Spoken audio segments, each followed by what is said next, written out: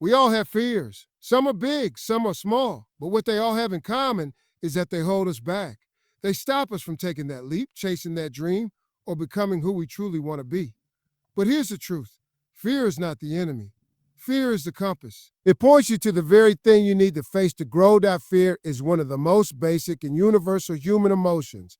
It's wired into our biology, deep in our nervous systems, designed to protect us from danger. Long ago, fear kept our ancestors alive. It warned them of threats, predators, treacherous environments, or hostile situations. That same response exists within us today, and while our threats have changed, from wild animals to public speaking or financial risk, our fear mechanism still kicks and all the same. And that's the thing. Feeling fear doesn't make you weak. It makes you human. Everyone from the most confident speaker to some people allow fear to paralyze them, while others recognize it for what it is, a signal, not a stop sign. In fact, the presence of fear often means you're on the verge of something meaningful. If you're afraid to apply for that job, afraid to speak up in a room full of people, or afraid to take that leap into the unknown, it's probably because it matters to you. Fear tends to show up most when we're facing opportunities that can truly change our lives. But the problem is, society has conditioned many of us to hide our fears, to see them as flaws, to pretend we're fearless. We often look at others and assume they have it all together, that they don't struggle with fear like we do. That's simply not true. The truth is, most people see fear as a red light, something that signals a stop. But what if we started looking at fear as a compass, something that points us in the direction of where we need to go? Fear shows up most intensely when something is important to us. It doesn't flare up for things we don't care about. That fear you feel before a big presentation, it's because you care about doing well. That anxiety about starting your own business, it's because deep down, you know it matters. Fear is rarely random. It tends to appear at the edge of something that has the potential to grow us, change us, or elevate us. When we feel fear, it's like an inner signal saying, this is a path worth exploring. This is a place where growth lives. Think of it like standing at a fork in the road. One path is comfortable, familiar, and safe. No fear there, but also no progress. The other path is uncertain, filled with the unknown, and yes, maybe even a little scary. But that's the path where all the breakthroughs lie. That's the path fear is pointing to. In fact, if you were to track your biggest breakthroughs in life, the moments where everything changed, where you became stronger, wiser, more capable, you probably find that fear was sitting right there with you beforehand. Because fear doesn't just point to danger. It points to opportunity, to transformation, to becoming the next version of yourself. But it takes awareness to recognize this. Most people feel fear and immediately retreat. They assume it means a don't go there. But those who learn to treat fear like a compass, like a signpost, at first glance, comfort zones feel safe. Familiar routines, predictable outcomes, and a sense of control. These things make us feel grounded.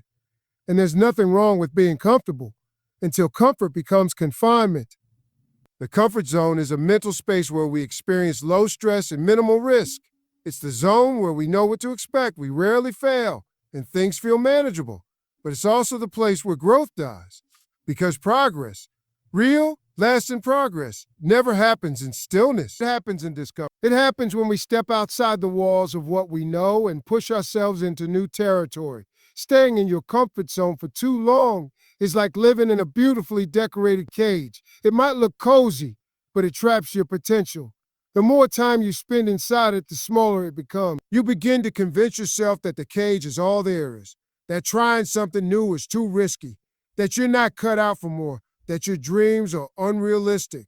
And without even realizing it, the cage becomes your world. The hardest part about breaking out of your comfort zone is that discomfort feels unnatural at first. Your brain resists it. Your habits fight it. You tell yourself, I'll do it later, or I'm just not ready yet. But the truth is, you'll never truly feel ready. Growth doesn't wait for comfort. In fact, the very feeling of being uncomfortable is a sign that you're stretching, expanding, moving into a space that demands more from you and in turn gives more back.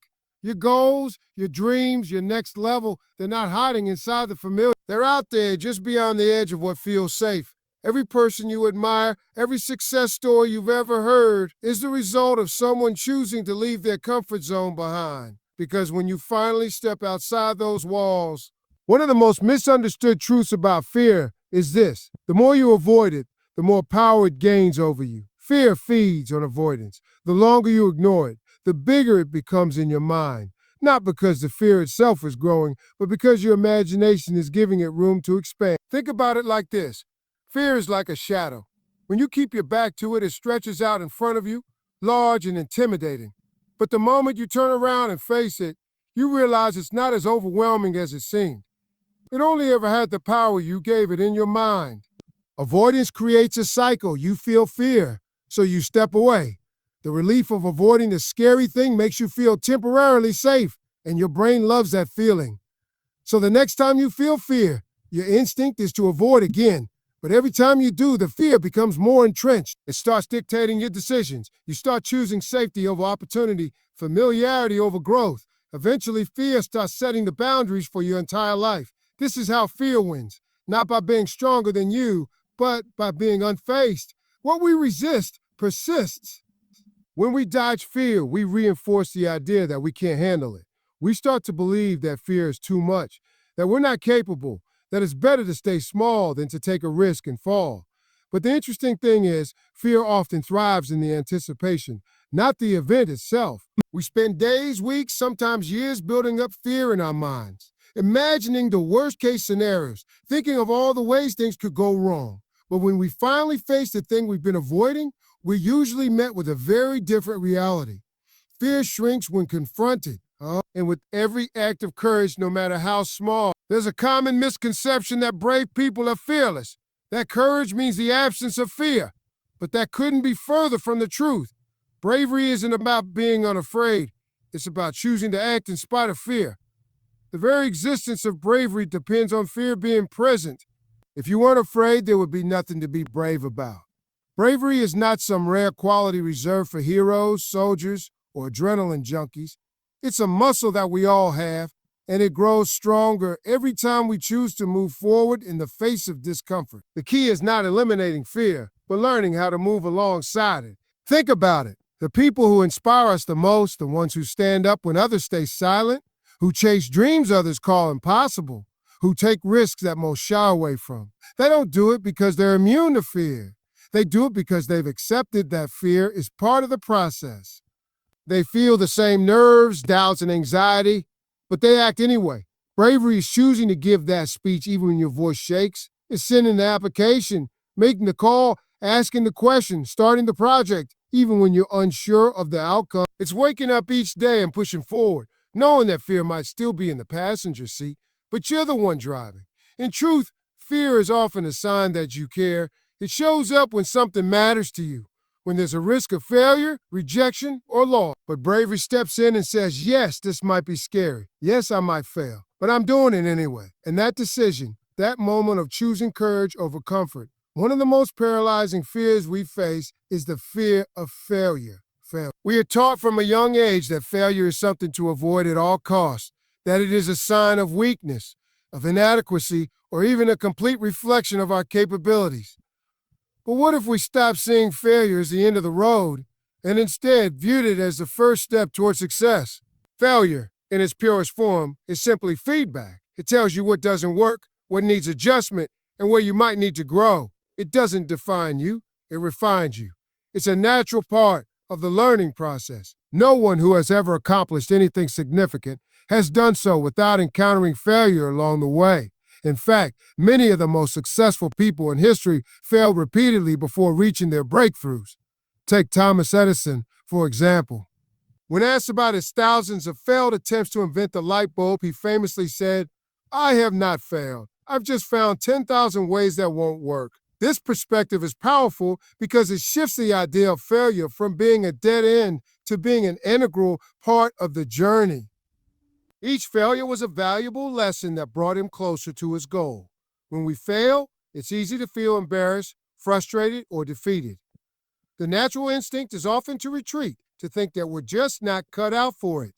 But in those moments, it's crucial to remind ourselves that failure is not a reflection of our worth or potential. It's just a chapter in a much larger story. Think about the number of people who were told they never make it. only to prove their critics wrong after failing time and again. Every failure can be a step forward if you choose to learn from it. The reality is, you can't truly fail until you stop trying. As long as you're moving forward, as long as you're learning and adapting, you're making progress. Failure teaches you resilience, adaptability, and persistence, qualities that success cannot exist without. It's easy to believe that confidence is something you have to wait for before you take action. We often think, I'll be confident when I have all the answers, when I've perfected my skills, or when I've gained enough experience. But the truth is, confidence doesn't just appear out of thin air.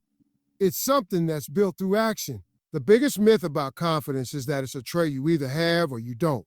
But confidence is not a fixed quality. It's a skill, and like any skill, it grows through practice. Confidence is developed through doing, through facing challenges, and through showing up even when you feel uncertain. In fact, the more you take action, regardless of how imperfect or small those actions may seem, the more you begin to trust yourself and your ability to handle what comes next. Think about any time you've learned something new, whether it was public speaking, trying a new sport, or even learning to drive. In the beginning, you probably didn't feel confident at all. You made mistakes, stumbled through the process, and probably questioned whether you were even capable. But as you kept showing up, as you took more action, your confidence began to grow. Each attempt, each practice, and each small success began to accumulate, slowly building your sense of self-assurance. This is why waiting for confidence to come before you take action is a trap. It's like sitting on the sidelines, hoping you'll somehow get better at playing the game without ever stepping onto the field. Confidence comes from putting yourself out there, even when you're unsure, and trusting that with each experience, you'll learn, adapt, and improve. The more you act, the more your confidence builds because you start to realize that no matter the outcome, you are capable of handling it. Every step forward, even the missteps, reinforces your belief in yourself. It's also important to recognize that confidence is not about having all the answers or being flawless.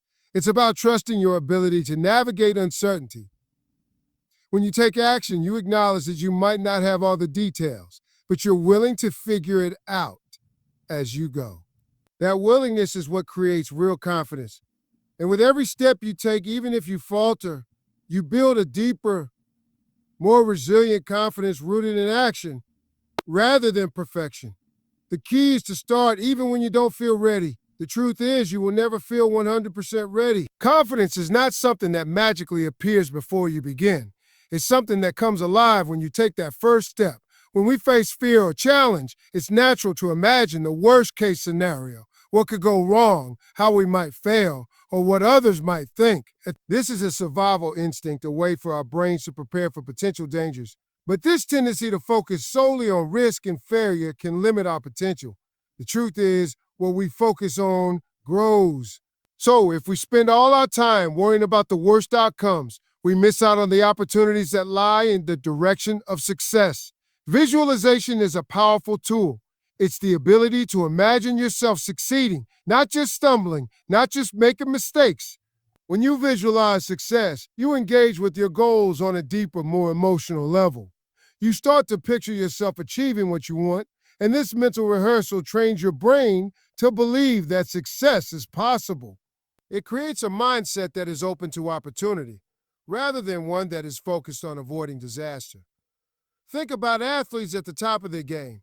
Before a big event or competition, many athletes engage in intense visualization exercise. They don't just practice their movements physically, they mentally rehearse every step, every pass, every shot, imagining themselves performing flawlessly. This process doesn't just calm their nerves, it enhances their performance.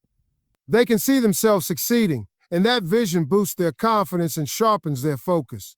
The same principle applies to anyone tackling a challenge. Whether it's a job interview, launching a new business, or speaking in front of an audience, the way you picture the experience will shape the way you approach it. If you only focus on how nervous you feel, how many things could go wrong, or the potential for failure, you build a narrative of fear that will influence your actions. You might hold back, second-guess yourself, or freeze in the moment because your mind is already consumed by the risks. On the other hand, When you spend time visualizing success, picturing yourself navigating the challenge with grace, overcoming obstacles, and reaching your goal, you create a narrative of possibility. This doesn't mean ignoring the risks or pretending the challenges won't come. It means preparing yourself to see how you will overcome them, rather than assuming you will be defeated by them. Visualization isn't about wishful thinking. It's about preparing your mind for success. It's about seeing the outcome you desire so clearly that you believe it's possible. And when you believe it's possible, your actions align with that belief. When you focus on the positive outcome, you make decisions with confidence and clarity. You're no longer paralyzed by what could go wrong. Instead, you're moving forward with purpose, knowing that you're capable of handling whatever comes your way. Moreover, when you visualize success, you also start to feel the emotions associated with it, the pride, the satisfaction, the sense of accomplishment. These positive emotions fuel your motivation and push you to take the necessary steps toward that success. If you only focus on fear, you won't tap into the emotional drive that propels you to act with power and determination. Visualization is not just about imagining success once, but about repeatedly rehearsing it in your mind. The more you do it, the clearer the path becomes, and the more natural it feels to walk toward your goals. It strengthens your belief in yourself and your ability to make your vision a reality because you've already walked the path in your mind. The more you visualize success, the more it becomes a part of your identity. You begin to see yourself as someone who can overcome challenges, who can succeed in difficult situations. That belief transforms into action.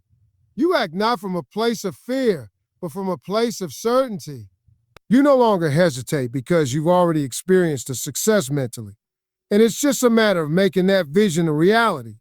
The truth is, fear is not just a natural part of life. It's also a powerful teacher. Every time you face a fear, and no matter how small, you are not only challenging that fear, you are strengthening yourself. Overcoming fear is not about erasing it completely, but about using it as a tool to build resilience, courage, and inner strength. With each fear you confront and conquer, you grow in power. Think of it like working out at the gym. When you lift weights, you're tearing muscle fibers. This may seem counterintuitive, but it's only through breaking down these fibers that your body grows stronger. The process is painful, but the result is growth. Fear is much the same. It's uncomfortable, it can be unnerving, but when you face it head on, you gain a new level of personal strength. Every time you step up and choose to act despite the fear, you're building mental and emotional muscle. Fear often comes with a message. This is bigger than you. But the reality is, each time you move through that fear, you prove to yourself that you are bigger than the fear itself. You expand your sense of possibility. What once seemed intimidating or unachievable becomes another step in your journey of growth. You begin to realize that fear is not an obstacle, but an invitation to become something greater. Every time you conquer fear, you stretch your comfort zone, making it that much easier to take on new challenges in the future. Conquering fear also shifts your perspective. You start seeing fear as an ally rather than an enemy. The initial instinct is often to run away from fear, to avoid situations that provoke it. But when you face it, you learn that it doesn't have the power you thought it had. Instead, it becomes a signal that you are on the verge of something important. You're on the edge of growth, of something that could change your life. Fear's power is in its ability to make you doubt yourself. But when you face it, you take back that power and use it to fuel your momentum. The more fear you conquer, the more self-trust you build. Every time you go through the discomfort, you develop confidence in your ability to handle whatever life throws at you. You realize that you can stand tall in the face of uncertainty and that nothing is as terrifying as it once seemed. This trust in your own resilience becomes a powerful tool, not just in moments of fear, but in every aspect of life. You begin to approach challenges with a mindset of I've done hard things before, and I can do them again. This sense of power grows exponentially. As you continue to face and conquer fears, new challenges don't feel as intimidating. You begin to expect that fear will be part of the journey, and you know that you can handle it. It's like developing a muscle memory. The more you lift, the stronger you become. The more fears you face, the more prepared you are for the next one. Moreover, each fear you conquer builds your ability to take risks, to step into the unknown with confidence. You start to see challenges as opportunities rather than threats. The things that once made you hesitate, the things that made you question your abilities, no longer have the same power over you. You faced them before and you came out stronger. Now, new opportunities don't feel so scary. They feel like a chance to grow even further. Every fear you conquer also makes you more resilient to failure because you understand that fear and failure are not permanent states. Fear is a momentary feeling, and failure is just a part of the process. By conquering each fear, you reinforce the idea that failure is not something to be afraid of, but something to learn from. You develop the mental toughness to keep going, no matter what setbacks come your way. This resilience is one of the most valuable qualities you can cultivate. It allows you to pursue your dreams with unwavering determination. In fact, the more you conquer fear, the more you begin to see the world as a place full of potential rather than risk. The weight of fear becomes lighter each time you face it. And as you accumulate these victories, you realize that there is virtually nothing you cannot overcome. You become your own source of power, no longer limited by the thoughts and beliefs that once held you back. Your mind, your body, your spirit, they all grow stronger, more capable, more equipped to handle whatever comes next. Every fear you face and conquer adds another layer to your personal power. You are constantly evolving, becoming more than you were before. Each victory reinforces your strength, and you begin to carry that power into all areas of your life, shifting from someone who avoids fear to someone who actively seeks challenges, knowing that they are the gateway to even more growth.